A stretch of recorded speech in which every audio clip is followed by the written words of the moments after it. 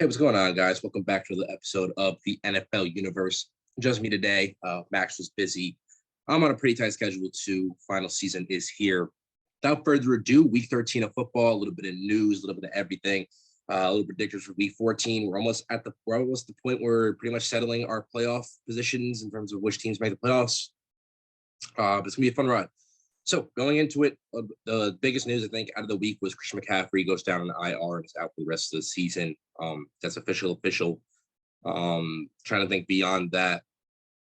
I don't think there was any other major news this week. Going into the game, so we had the Cowboys versus the Saints. Cowboys won it 27-17. Pretty big blowout there. Nothing really surprised me there. Colts win it 31-0 against the Texans. First game that really worth talking about. Vikings Lions. Lions win their first game of the season against the Vikings here, 29-27. Lions moved to 1-10-1. Still gonna get that first overall pick. Vikings moved to 5-7. In terms of how the people played, Kirk Cousins had a solid game, 340 yards, 2 touchdowns. Madison ran well. Obviously, Cook was out for this game, 90 yards and a touchdown. Justin Jefferson had a pretty good game, 182 yards and a touchdown. Ultimately, I think it really came down to the lack of production on the Vikings defense because they really led the Lions to do well here. Jared Goff, 296 yards, 3 touchdowns, 1 reception. Probably one of his only good games of the year. Nobody really ran well for the Lions. Again, DeAndre Swift was out for this game as well. Jamal Williams was in, had 71 yards on 17 carries. And the leading receiver was St. Brown with 86 yards and a touchdown. So, again, ultimately, I would say that the major factor here, Lions defense is pretty decent for how they are typically. Looking at the numbers here, you had 2 sacks from Harris. You had a sack from Okwara. And yeah, so again, defense was pretty solid for the Lions, and offensively, I think they performed way above expectations. And it was a pretty good game for them. Again, they win their first game of the season, effectively eliminates the Vikings out of the playoffs, but they weren't really going to make it anyway. Moving around from there, Dolphins. Giants lose another one here. Dolphins are, I believe, on a 4 or 5 game win streak now. Giants, Mike Lennon had to step in because Daniel Jones is out with a neck injury, 187 yards, 0 touchdowns, 1 reception. Saquon Barkley only 55 yards. Evan Ingram was a leading receiver at 61 yards. As a Giants fan, this team is pretty terrible. Ojulari had a sack here, 1 sack. He's been fantastic this season. Probably one of the highlights, and Xavier McKinney. Those two are probably the highlights of the season for the Giants. But other than that, again, we're not looking at anything too spectacular here. They lose 20-9 against not a great Dolphins team who, again, have been on a run, but this Giants offense was pretty much non-existent. I think the Giants have had, correctly, over the past 3 games have had 2 touchdowns total. I believe that Jonathan Taylor, Colts running back, has as many touchdowns as does the Giants offense does on the entire season. He's just one player. It's pretty sad. Giants have a lot of issues to fix. I hope they fire Dave Gettleman, but that being said, Tua played pretty well in this game, 244 yards, 2 touchdowns. Got what he needed to get done. Jalen Waddle had 90 yards. Jalen Waddle was pretty spectacular. We knew this coming out of the draft, and he's, as the year progressed, shown more and more of what he could bring to the table. Going from there, Buccaneers Falcons. Buccaneers won at 32-17. Buccaneers pretty much lock in their division, and the Falcons with a 5-7, effectively eliminating them from the playoffs. Eagles beat the Jets 33-18. Nothing spectacular there. Cardinals beat the Bears 33-22. Nothing crazy there. I think next big game here, we have the Chargers and the Bengals. Chargers went at 41-22. Very great fashion here. 7-5. Both teams are now. I don't know why I'm talking like I'm backwards, but both teams are 7-5 now. Justin Herbert had 317 yards, 3 touchdowns, 1 interception. Austin Eckler had 59 yards and a touchdown. Mike Williams performed pretty well with 110 yards. Keenan Allen was held to 34 yards. He did have 2 touchdowns, though. Was pretty good in the red zone. Ultimately, again, Chargers defense was solid, but Chargers offense really exploded here. Bengals have been up and down, but again, Bengals are still a really young team. They have a lot of progressing talent. They're 7-5. It's pretty good. They're on the right track. Joe Burrow had a bit of a slip up here. Chargers defense handled it pretty well. 300 yards, 1 touchdown, 2 interceptions. Mixon had 54 yards and a touchdown. Higgins had 138 yards and a touchdown. Going from there, again, nothing spectacular really to talk about from there. Chargers did really well on offense. Their defense held up. It was pretty convincing win.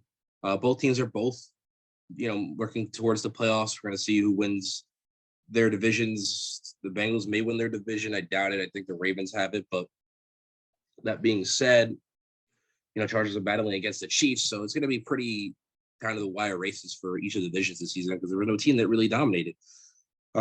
Jaguars, Rams win at 37-7. Which again puts the Rams at 8-4. Jaguars are 2-10. They're pretty much locking in the second and third pick, depending where the Texans fall. Washington beats the Raiders. This was a pretty great game here.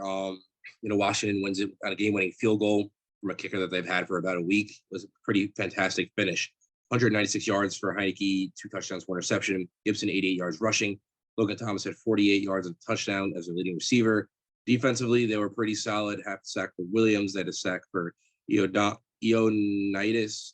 I've never heard of him before, obviously, but going to the Raiders side of things, Derek Carr, 249 yards. Josh Jacobs, 52 yards and a touchdown. Renfro with 102 yards. Renfro has been really good this season and been off the radar. One of those borderline elite receivers, and I think he's really proven himself this season. We'll have to see where he ends up in terms of his projecting his career. But again, he's been a really good slot receiver this season. And obviously, Moreau stepped up with Waller out. Had an okay game. Ravens Steelers. Ravens lose this one. They dropped to the Steelers, who are now 6-5-1. Ravens are now 8-4. 2019 final score. Again, I think the Ravens are one of the most inconsistent teams in football, and I've said it week in and week out.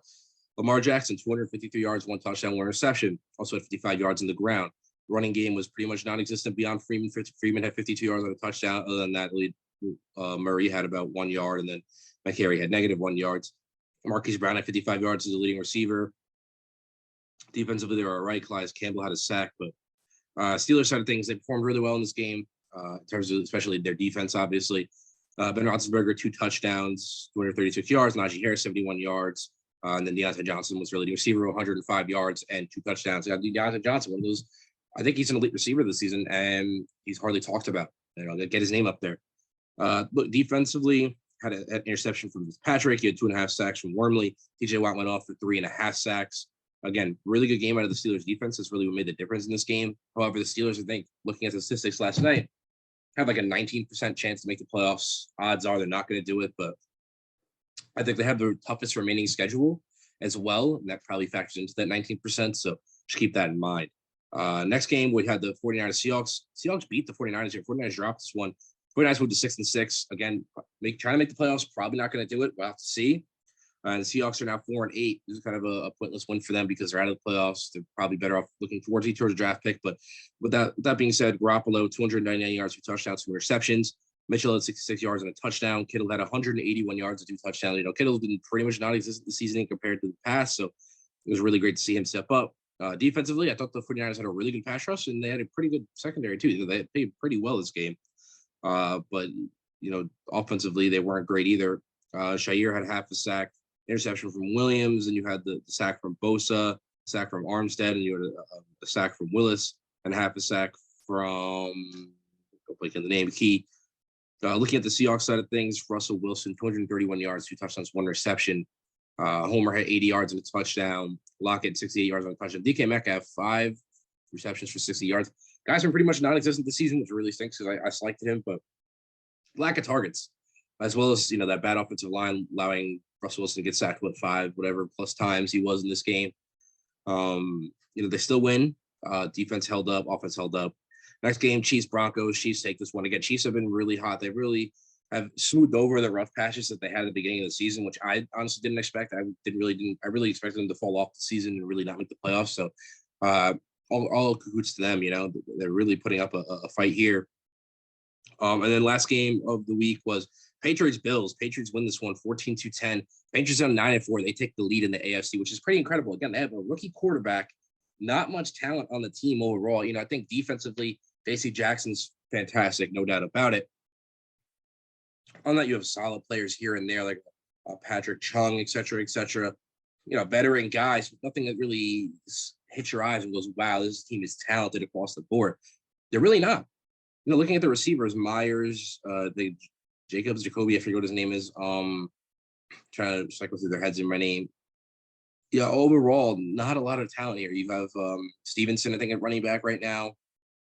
Just a lot of question marks in terms of like talent-wise, but again, they perform. Looking at the statistics, Mac Jones had 19 yards. The Patriots passed 3 times this game. I totally forgot about that. They passed 3 times and they beat the Bills, who are probably the number 1 defense in the NFL, and they've been slacking a little bit lately. The Patriots ran the ball down their throats. Harris had 111 yards and a touchdown. Stevenson had 78 yards, Bolden had 28 yards. Receiving, Jonathan Smith was the leading receiver with 12 yards. Again, they passed the ball 3 times in this game and won the game. Again, my point I'm getting at here is that at the end of the day, Kyle Van Noy, I'm looking at guys on the defense, Lawrence Guy. At the end of the day, it comes down to this. Bill Belichick is the best coach in NFL history. It's not close. It's not a debate.